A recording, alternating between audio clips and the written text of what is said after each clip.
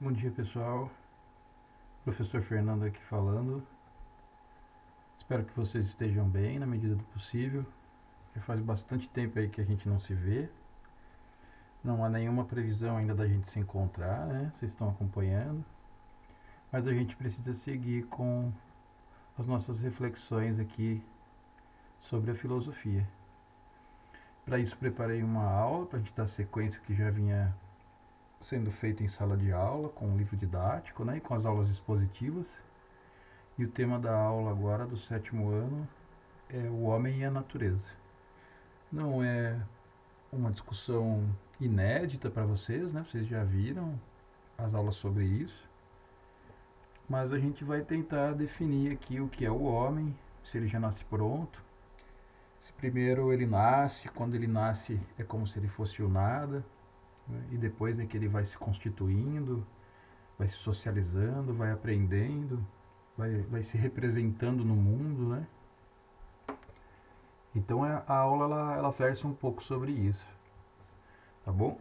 Vocês vão ouvir só a minha voz, não tenho ainda o programa que faz a gravação com vídeo, por isso que tem só a voz, por isso coloquei uma foto aí, para que vocês não se esqueçam de mim, tá bom? Vamos para o primeiro slide. Eu coloquei uma foto que sugere a evolução humana, né? Esse primeiro, essa primeira, esse primeiro primata aqui, né? Um caco. Ele é um ancestral comum ao nosso, né? Pelo menos é o que a grande maioria dos cientistas afirmam. Os indícios indicam para isso. Há meio que um consenso assim de que temos um ancestral comum, né?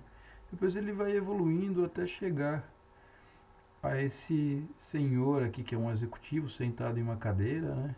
Cheio de afazeres, com o notebook, com agendas, com gráficos, com expectativas, com metas a serem cumpridas. Então uma situação assim que a gente chama de do auge da civilização, mas que é um tanto quanto questionável, né? Essa vida também onde o tempo é dinheiro, onde a gente não pode perder o tempo e tem que estar trabalhando, rendendo, produzindo o tempo todo, ela também é mais ou menos estafante, né? Vou seguir mais um pouquinho. Eu trouxe algumas definições aqui do que é o homem, né? Essas três imagens que vocês estão vendo, elas não foram escolhidas aleatoriamente. Esse primeiro senhor é o Aristóteles, né? Século IV a.C. O segundo senhor é o Søren Kierkegaard, ou Kirk, como quiserem, um dinamarquês, que era um filósofo existencialista cristão. E o último é o senhor Jean-Paul Sartre, que é um filósofo francês, professor da Sorbonne, e que tinha uma visão assim um pouco mais radical assim da condição humana, da existência humana, do que é o homem. Começando pelo Aristóteles, e a primeira frase também faz referência a ele, o homem é um ser que fala. Diferente dos animais, nós temos essa capacidade, né, da linguagem. E essa coisa tão incrível que é a linguagem, que é a fala, ela depende de todo um processo mental, onde a gente tem símbolos, tem a fonética das palavras, né? E, e o homem vai desenvolvendo isso e a partir da linguagem ele também faz uma representação do mundo e das coisas. A segunda frase também é do senhor Aristóteles, bastante famosa essa expressão dele, de que o homem é um animal político. O que isso quer dizer, né? O homem ele tende ao grupo. Ele é como se ele fosse programado para andar em bandos, em grupo, né? Em montes. Mas ao mesmo tempo, esses grupos precisam ser organizados. O Aristóteles vai dizer que existem atividades, funções, profissões que são mais nobres e outras que são menos nobres. Por exemplo, existe o camponês, existe o agricultor lá na época dele, existiam os escravos, que eram prisioneiros de guerra, estrangeiros, e existiam também aqueles que estavam no topo de uma hierarquia de poder. o senhor Aristóteles, o, o mais justo de todos, e que inclusive deveria governar a polis, a cidade, era o próprio filósofo. Aquele que mais tem afinidade com a noção, com a ideia ou a teoria da justiça, da equidade, da distribuição e mesmo da democracia, é o filósofo. Ele é especialista em justiça, né? A terceira frase, o homem é um ser no mundo, ela faz referência ao segundo filósofo que vocês estão vendo na caricatura, que é o Søren Kierkegaard, né, um cristão. É como se nós tivéssemos sido atirados ao mundo, né, jogados no mundo, mas como ele é um cristão, a interpretação que ele faz é que há uma revelação divina, né? É uma obra de um Deus cristão. Já na última frase, o homem é um ser para a morte, eu estou fazendo referência ao último filósofo estrábico que vocês estão vendo ali, né? O olhinho dele, são lindos, né? Os desenhos, as caricaturas, que é o Jean-Paul Sartre, que é um senhor que é também um filósofo existencialista, mas ao contrário do Kierkegaard, ele não acredita em uma vida após a morte, ele não acredita que a nossa existência seja um projeto divino, né? Um presente de Deus. Ele não acredita também que as coisas estão escritas, né? Que existe algo que nós chamamos comumente de destino, um caminho que já foi predeterminado a nós, né? O Sartre, ele dá uma certa liberdade ao homem, porque para ele, inclusive, o homem é fruto do acaso, foi jogado ao mundo e ele é livre. O homem, para o senhor Sartre, é o único ser que é necessariamente livre. Ele vai dizer mais ainda, ele vai dizer que o homem foi condenado ou está condenado à liberdade.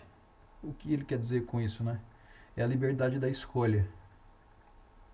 Diferente dos animais, o homem é o único ser que pode escolher. Os animais não escolhem, não têm essa capacidade. Para o Sartre também, os animais estão condenados à natureza deles. Um cachorro, um pássaro, nunca será nada além de um cachorro ou de um pássaro. E para o Sr. Sartre, que é a última imagem, né, o último desenho, a gente pode escolher. Nós somos livres para isso, e mesmo quando a gente se nega a escolher, vejam só, né, a gente já está escolhendo. Quando a gente não quer escolher, já escolheu de antemão. E a partir das nossas escolhas, ou a soma das nossas escolhas, dos nossos empreendimentos, assim, as nossas aventuras, constituem aquilo que nós somos. Né? Então, cada um desses filósofos, em diferentes momentos da história, aqui século IV a.C., o Aristóteles, né? O Kirk, século XVIII, o Sartre morreu em 1980, ele é contemporâneo nosso, assim, né? Há 40 anos atrás ele ainda estava vivo. Cada um deles tem uma impressão, assim, do que é o homem e como é que a gente vai produzindo a nossa própria existência. Né? Os três têm muito a contribuir para a gente interpretar sobre isso. Se fosse uma outra área do conhecimento, aqui uma outra disciplina, por exemplo, de ciências, o professor de ciências vai definir o homem de uma outra forma. Vai defini-lo a partir da biologia. Talvez um psicólogo também definiria esse homem a partir de outras estruturas que provavelmente fariam referência às estruturas mentais, que também tem um pouco de filosofia nisso, né? A própria psicologia, a psicanálise, ela tem um início que é na filosofia. Mas para vocês terem uma ideia, a nossa discussão aqui ela é bastante abstrata, né? Você precisa imaginar essas coisas que eu estou dizendo aqui, como esses senhores fizeram lá na época deles. Para frente, alguns exemplos aqui, né? Eu não, né? Eles são uma colmeia, e eles são as formigas, e também um aglomerado, né? Uma coletividade humana. Então, abelhas, formigas, homens são animais gregários. O que isso quer dizer, né? Eu insisto, nós somos programados, ou esses animais que aqui aparecem, vivem em bandos, estão sempre juntos em bandos. O homem ele adora viver em bando, mas ao mesmo tempo nós precisamos de uma certa regulação. Isso quer dizer, se estivéssemos dado à natureza sem qualquer lei, sem qualquer norma, totalmente livres mesmo, alguns filósofos vão dizer, olha, a liberdade total para o homem propõe que esse homem haja contra o outro. Propõe que os homens sejam violentos entre si, porque não há nada que os regula. Quem disse isso é um filósofo chamado Thomas Hobbes, que é um inglês que vive até o século XVII. Ele viveu por 90 anos, esse senhor, e escreveu um livro importante chamado O Leviatã, que eu não me lembro exatamente, mas eu acho que a gente trabalhou um pouquinho sobre o Thomas Hobbes no sexto ano. Eu me lembro que tinham algumas caricaturas assim e os aforismos desses senhores, mas o aforismo mais conhecido do Sr. Hobbes é que o homem é o lobo do homem. O homem em seu estado de natureza é cruel, violento, vai atacar o outro homem. Mas mesmo assim, essa tendência nossa do coletivo, né, de andar em grupos. Todo lugar que a gente tá em bando. Percebam isso, né? Mas é diferente da abelha e da formiga. Elas andam em bando porque são programadas para serem assim, né? Há uma programação biológica, natural desses seres, diferente de nós, né? A nossa tendência ao bando é uma tendência de socialização. Seguindo mais um pouquinho. Aí eu defino, né? Eu coloquei na verdade aqui que o homem é um ser social. Ele tende à produção de cultura, ele vai agindo na natureza, assim, retirando as coisas que ele precisa. Por isso que eu coloquei esse rapazinho aí, que é um operário de fábrica, né? Com um martelo na mão, ele trabalha pra caramba. E aí há uma definição também materialista, histórica, que diz que o homem é um ser que trabalha. Tomem um certo cuidado quando eu coloco que o homem é um ser que trabalha, que não é o trabalho assim da fábrica, apesar de ter colocado um operário, o trabalho do professor, o trabalho num computador, como estou fazendo agora. Não é esse tipo de trabalho. É o trabalho na sua definição histórico-filosófica. A ação do homem sobre a natureza, né? Modificando a natureza e produzindo riqueza. É esse pequeno esquema que vocês têm aqui nessa lâmina de slide, ó. O H agindo sobre o N, modificando esse N e produzindo o R. Vamos identificar. O homem que age sobre a natureza de uma forma deliberada, pensada, projetada, às vezes precisando inclusive da ajuda de outros homens, ele modifica a natureza e produz o R, ó, riqueza. Riqueza não é o dinheiro aqui. Não é algo que pode ser financiarizado, pelo menos de início não. Pode ser água, bananas, uma canoa, o abrigo, o fogo, tudo isso é riqueza. E aí prestem atenção que eu coloco um termo novo, uma palavra nova, dialética, um movimento dialético, porque o homem, quando age aqui sobre a natureza, modificando a natureza, ele também se modifica. Esse é o movimento dialético que eu quero que vocês entendam aqui. Quando eu ajo sobre a natureza, derrubando uma árvore, produzindo uma cadeira, uma mesa a partir dessa madeira, eu estou modificando a natureza, obviamente, derrubei a árvore, mas eu também estou me modificando. Estou me tornando mais inteligente, estou desenvolvendo técnicas, estou produzindo uma tecnologia e a melhor forma dela ser utilizada. Eu ensino isso aos meus filhos, aos meus netos. Eu preciso compartilhar isso com aqueles que vão me ajudar na construção dessa cadeira, pensem assim, né? Para que eu me comunique com esse que vai me ajudar, eu preciso desenvolver a língua, preciso falar com ele, são símbolos. Mas eu sei que esse pequeno esquema do homem agindo sobre a natureza e o resultado é aquilo que ele precisa, vocês já viram em outros momentos da aula. Um pouquinho mais para frente, eu defino os dois tipos de inteligência, né? Vocês têm aí um executivo, né? Um homem trabalhando com uma tecnologia bastante avançada, que é o notebook, tem eletricidade, a roupa dele faz com que a gente pense em um trabalho de um executivo. E do outro lado ali um chimpanzé, né? Um primata, um macaco, que está inclusive impressionado com sua própria imagem. Essas experiências realmente foram feitas, né? Possível adestrar macacos para uma série de coisas, inclusive para que eles imitem comportamentos humanos. Por exemplo, o ato de fumar um cigarro, né? Os macacos são ensinados a isso também. E obviamente desenvolvem vício de nicotina. Mas são dois tipos de inteligência. Vejam, a lâmina se chama Homem e Animal, dois tipos de inteligência. A primeira que nós já aprendemos também em sala, há uma inteligência abstrata aqui nesse homem, né? Ele tem essa capacidade criativa, inteligente, racional, encadeada, sistemática. Nós chamamos no geral de inteligência abstrata. E talvez esse seja a grande sacada assim, né, da filosofia no ensino fundamental 2, de sexto ao nono ano, vocês já têm pelo menos uma aula por semana. E o objetivo dessas aulas é que você desenvolva, né, amplie o seu horizonte mental e a sua capacidade de abstração.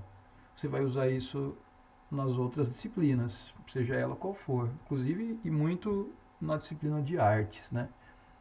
O trabalho artístico, a expressão artística, seja ela qual for, a música, o desenho, a pintura, a escultura, precisa de um mínimo de abstração. E no outro lado aqui, ó, o macaco que está se olhando no espelho, ele também tem uma inteligência. Certeza absoluta. Ele pode ser adestrado.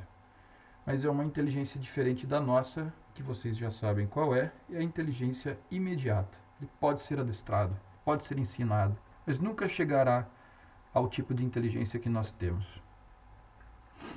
Tudo bem até aí? Estamos quase no final. As aulas gravadas assim, elas são menores mesmo, que estafa um pouco. Ali então está a animação da inteligência abstrata e a inteligência imediata. Tranquilo? Mais um pouquinho. Trouxe a própria fotografia, né? Eu achei interessante, não está muito boa a imagem, mas a fotografia do livro didático. Eu esqueci de colocar a página aqui, né? Mas nós estamos ali nas páginas 8, 10, 12, onde ali aparece, além da inteligência concreta e a sua definição, e da inteligência abstrata, aparece o instinto. Gostaria que vocês acompanhassem, então, no terceiro parágrafo. O instinto seria a reação automática a um acontecimento. Por exemplo, ao perceber que vai cair no chão, você coloca as mãos na frente do corpo para se proteger. O instinto de sobrevivência é algo que compartilhamos com os animais. Os dois têm, então. A gente sempre vai ter esse instinto de sobrevivência, de se proteger. A inteligência concreta ou imediata, eu chamei de imediata, seria a habilidade de resolver pequenos problemas de ordem prática, como quando um cachorro empurra uma porta para abri-la, e ele é recompensado por isso. E já a inteligência abstrata, que é a nossa, né, é aquela que tem consciência dos acontecimentos e propõe soluções mais abrangentes. Vou dar um exemplo, ó. O ser humano coletava os alimentos diretamente da natureza. Eram povos coletores. Nômades andavam, achavam uma maçã e pegavam. Isso é trabalhar também. A fim de assegurar seu sustento, o ser humano passou a cultivar alimentos, diminuindo dessa forma sua dependência da natureza. O domínio da natureza, a gente chama isso de agricultura, cultivar o solo. Mais para frente, o que acontece quando tentamos compreender os animais é um dos exercícios que vocês têm posterior a esse texto aqui que eu acabei de colocar, né? Quando a gente tenta compreender os animais, a gente acaba dando algumas características humanas a esses animais. né? Projetamos características nossas neles. O nome desse fenômeno é antropomorfização dos animais. Antropo é homem. Morfização é o formato do homem, características dos homens nos animais. Vou dar um exemplo agora. Maria Júlia Steinmacher Arnone é a minha cachorrinha. Ela não chama Maria Júlia, muito menos tem sobrenome Steinmacher Arnone, mas eu estou dando um exemplo aqui. O nome dela é Lilica. Chama só Lilica, porque é um cachorro e sempre vai ser a Lilica, né? Então, aqui na minha casa propriamente, a Lilica não tem assim características que são humanas, apesar de ser chamado de bebê às vezes, né? Tem toda essa coisa. Mas é um exemplo assim um tanto quanto tolo desse processo antropomórfico de dar características humanas aos animais. Nesse caso aqui eu estou simulando, né, hipotético, Maria Júlia Steinmacher Arnone, na verdade é uma Shih Tzu. E é isso. Para a aula de hoje é só uma revisão, né? Fique claro que a gente não encerra a aula aqui, ela continua no Google Classroom. É importante que vocês acessem todos os dias, inclusive de sábado e domingo, várias vezes ao dia, a sua sala de aula virtual. A gente vai trabalhar bastante por ali, né? Não há nenhuma perspectiva de retorno das aulas. As coisas estão cada vez mais tensas e confusas. E aí a gente conversa ali pelo Google Classroom. Quando você for fazer alguma pergunta, se identifique se o e-mail não for seu, ou se o e-mail for muito confuso, assim, para eu entender, né? Ó, é a Júlia, olha, é o André, né? E espero que a gente possa voltar a se encontrar muito em breve, tá bom? Um abraço para vocês, bom final de semana, até a próxima.